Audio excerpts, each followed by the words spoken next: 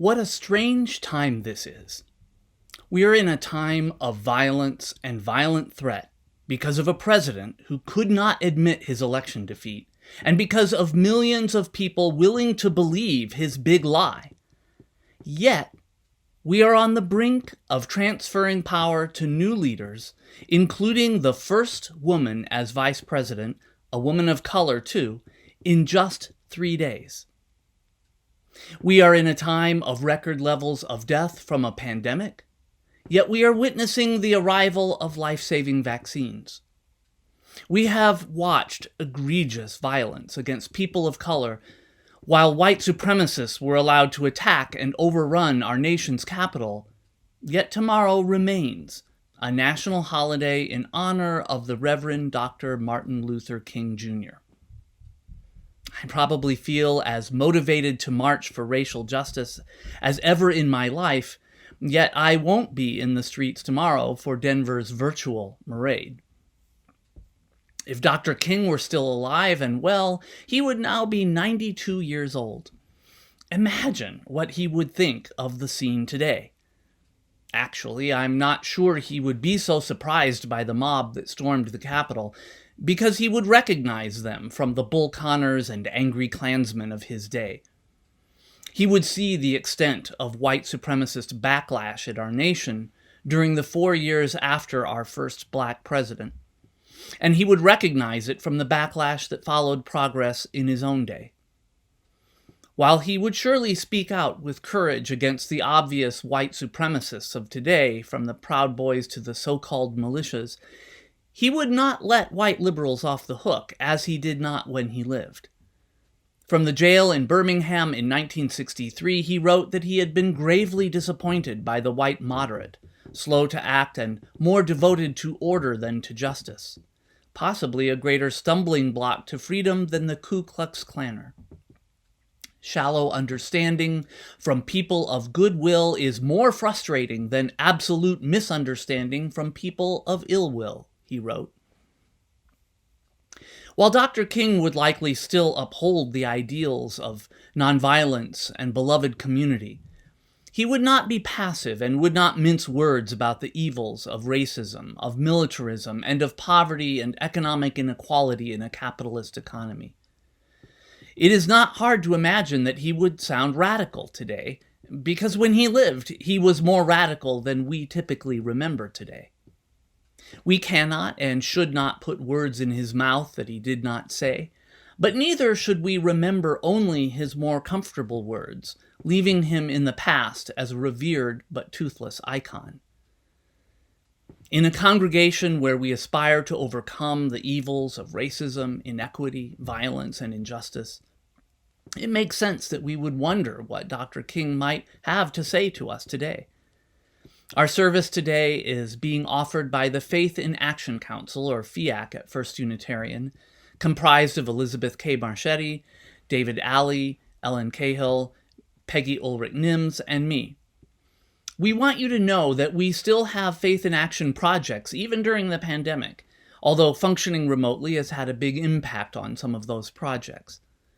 There will even be an opportunity this spring for applications for new projects or circles if a group of members wants to come together to apply.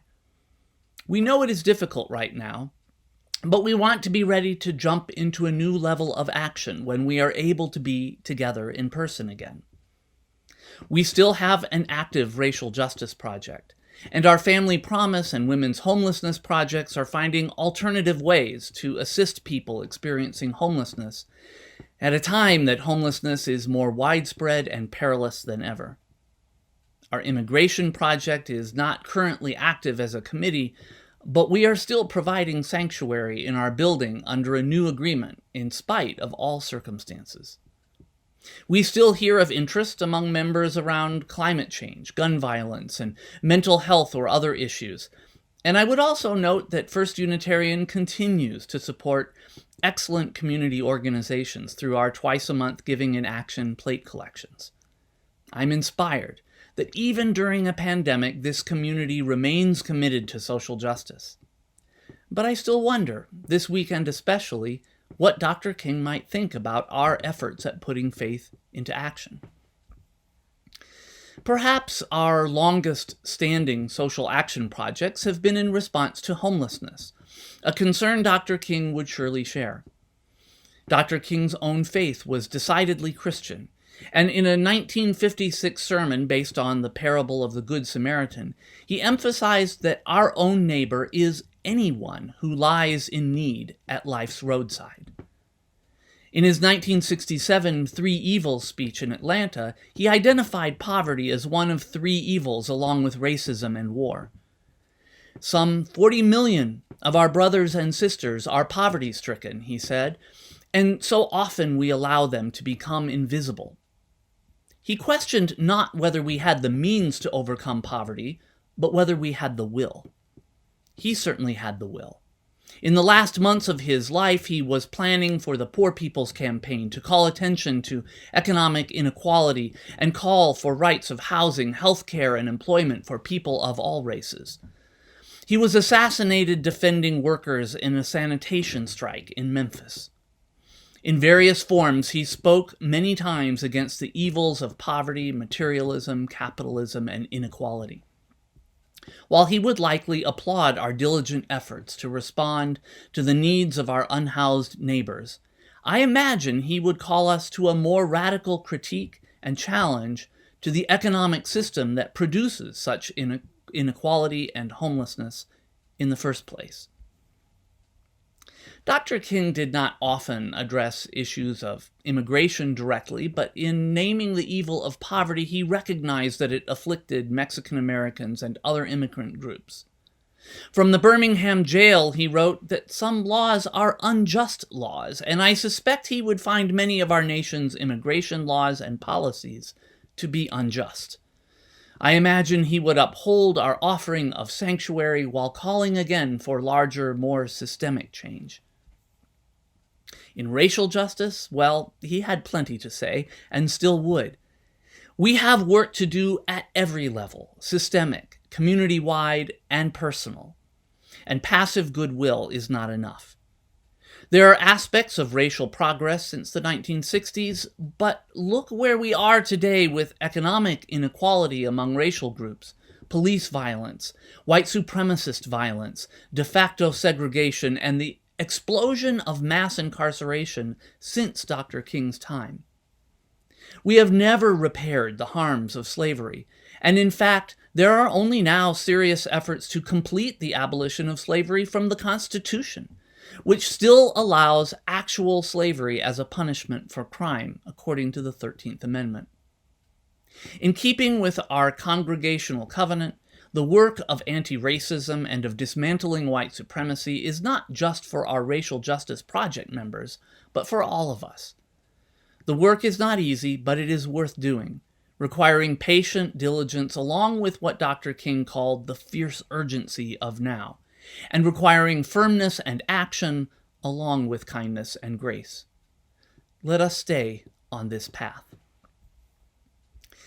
As for our other issues and concerns at First Unitarian, some of which are or might be topics for circles or potential future projects, I don't want to project too much into where Dr. King might point us today, although fair democracy and voting rights were obviously central to his life and work, and he would surely still wish to point us away from militarism, violence, and war. Yet it remains a deep misunderstanding of his belief in nonviolence to see it as in any way passive or weak. It is instead an ability to act from a deeply centered place of faith and love, speaking truth and acting courageously, taking on risk, and believing in the power of moral example. Dr. King did not live in a time aware of climate change, but if he knew of it now, how it has grown from corporate and government exploitation of the earth, and how people are disproportionately affected, I can imagine him speaking to that issue as well. He did declare in his book of sermons, Strength to Love, that science and religion are not rivals, they are complementary.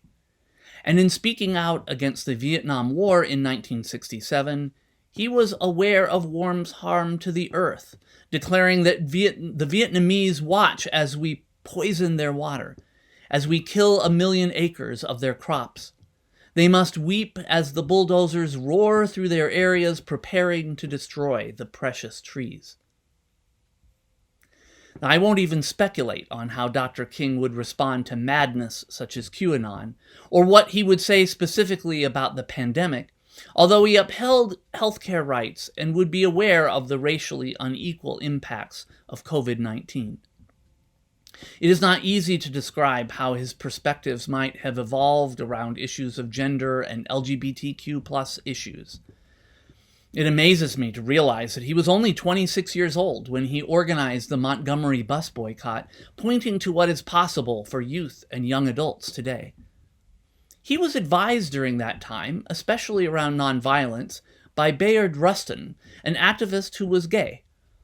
While there is sadness in how the voices of women and LGBTQ+ voices were often silenced by patriarchy and homophobia, in those days, and still too often, King's work with Rustin leads me to wonder how he might have grown in awareness and inclusion on LGBTQ issues over time. People do change and grow, and he would have too. We all will, if we are willing. There were flaws in King's relationships with women, but whatever his flaws, they should serve as a reminder that all of us are flawed, but can still make a difference. It is a grave mistake to think that we can only learn from heroes who we pretend were perfect. Our founders were certainly flawed, and our whole nation was built on high ideals shot through with profound sins of slavery and genocide, making necessary a Martin Luther King and making necessary our own ongoing work for justice. In a time such as now, it is still an open question what way our nation will go. So as we seek to put our own faith into action, just as Dr. King rooted his work in his faith and values, so should we. That means reflecting on our congregational covenant and on our faith principles, as Mike is doing in his sermon series on the UU principles. It means listening to calls to action, as we heard this morning from David, learning about Dr. King through the eyes of others, as we heard this morning from Elizabeth, and hearing the voices of the women of the civil rights era, whose stories should also be remembered: Dorothy Cotton, Septima Clark, Amelia Boynton, and so many more. As we root our work for social justice in our deepest values, we will change and grow, and FIAC and our projects at First Unitarian may evolve as well. In the process, I hope that beloved community will grow among us, empowering us to love and learn even when it hurts, to take courageous action, yet never giving in to hate, violence, or destruction even when we see it in the world around us. We are in a difficult moment, but also a moment of hope, when perhaps a new spirit is rising, as Dr. King would say. May it be so.